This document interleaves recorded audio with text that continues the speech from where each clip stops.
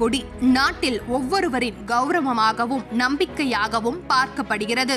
இந்திய தேசிய கொடியை வடிவமைத்தவர் பிங்காலி வெங்கையா, ஆந்திர பிரதேசத்தை சேர்ந்த சுதந்திர போராட்ட தியாகி.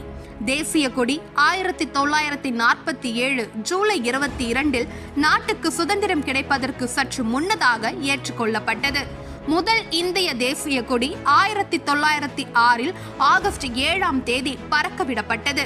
கொல்கத்தாவில் இருக்கும் பார்சி பாகன் ஸ்கொயரில் ஏற்றப்பட்டது.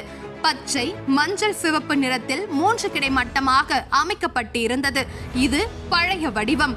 கொடியில் இருக்கும் காவி நிறம் தியாகம், தைரியத்தை குறிக்கிறது. வெள்ளை நிறம் உண்மையை குறிக்கிறது. பச்சை நிறம் வளத்தை குறிக்கிறது.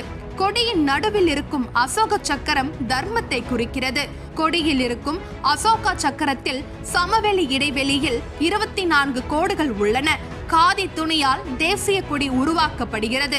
கையால் நெசவு செய்யப்பட்ட காட்டன் மற்றும் பட்டு துணியால் தேசிய கொடியை மகாத்மா காந்தி நெசவு செய்து இருந்தார்.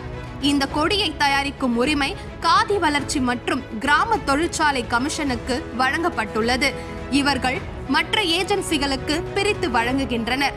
1953 மே 29 முதன்முறையாக இந்திய தேசிய கொடியை எவரெஸ்ட் மலையில் டென்சிங் நார்கை ஏற்றினார்.